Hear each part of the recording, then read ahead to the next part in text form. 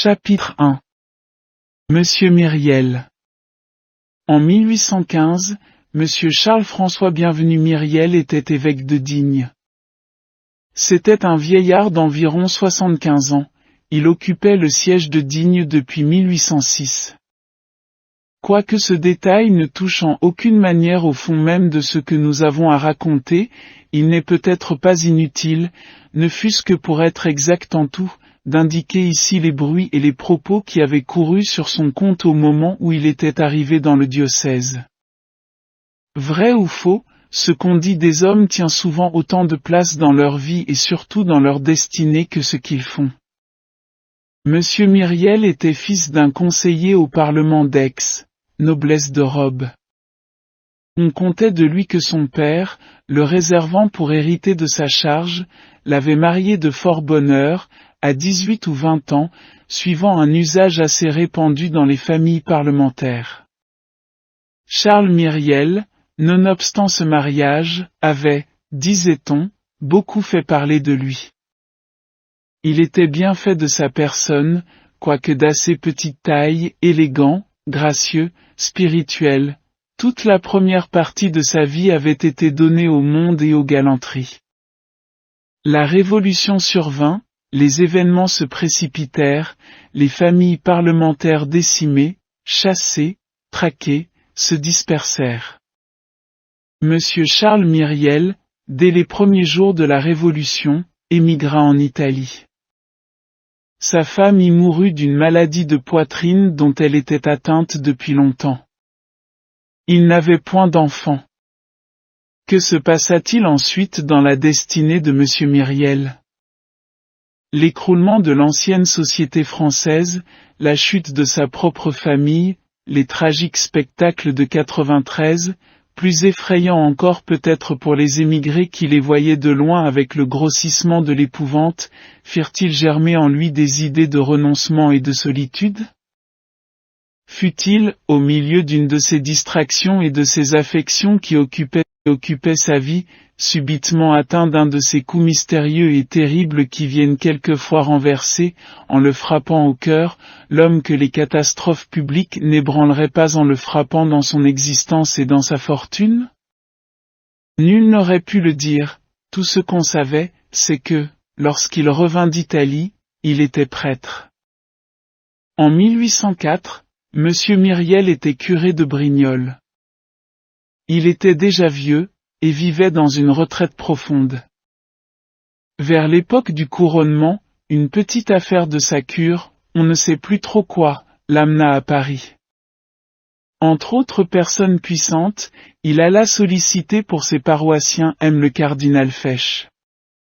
Un jour que l'empereur était venu faire visite à son oncle, le digne curé, qui attendait dans l'antichambre, se trouva sur le passage de Sa Majesté. Napoléon, se voyant regarder avec une certaine curiosité par ce vieillard, se retourna, et dit brusquement.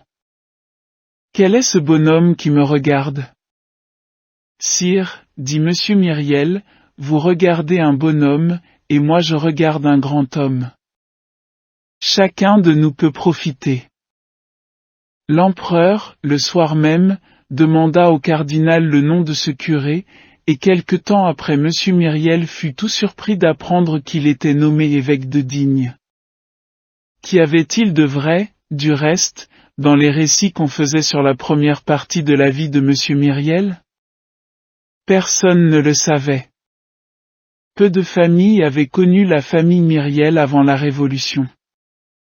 Monsieur Myriel devait subir le sort de tout nouveau venu dans une petite ville où il y a beaucoup de bouches qui parlent et fort peu de têtes qui pensent.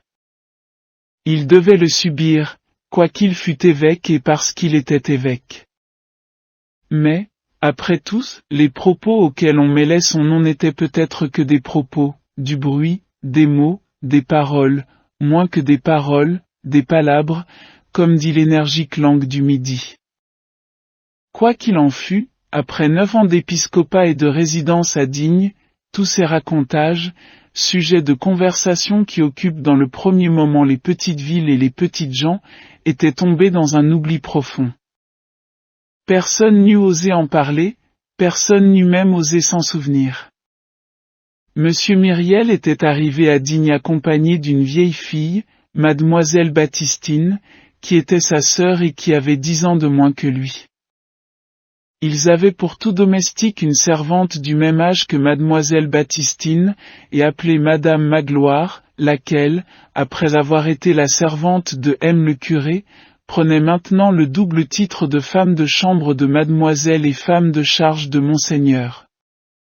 Mademoiselle Baptistine était une personne longue, pâle, mince, douce. Elle réalisait l'idéal de ce qu'exprime le mot « respectable », car il semble qu'il soit nécessaire qu'une femme soit mère pour être vénérable. Elle n'avait jamais été jolie, toute sa vie, qui n'avait été qu'une suite de saintes œuvres, avait fini par mettre sur elle une sorte de blancheur et de clarté, et, en vieillissant, elle avait gagné ce qu'on pourrait appeler la beauté de la bonté. Ce qui avait été de la maigreur dans sa jeunesse était devenu, dans sa maturité, de la transparence, et cette diaphanéité laissait voir l'ange. C'était une âme plus encore que ce n'était une vierge. Sa personne semblait faite d'ombre, à peine assez de corps pour qu'il y eût là un sexe, un peu de matière contenant une lueur, de grands yeux toujours baissés, un prétexte pour qu'une âme reste sur la terre. Madame Magloire était une petite vieille, blanche, grasse, replète, affairée, toujours haletante, à cause de son activité d'abord, ensuite à cause d'un asthme. À son arrivée, on installa Monsieur Myriel en son palais épiscopal avec les honneurs voulus par les décrets impériaux qui classent l'évêque immédiatement après le maréchal de camp. Le maire et le président lui firent la première visite, et lui de son côté fit la première visite au général et au préfet. L'installation terminée, la ville attendit son évêque à l'œuvre.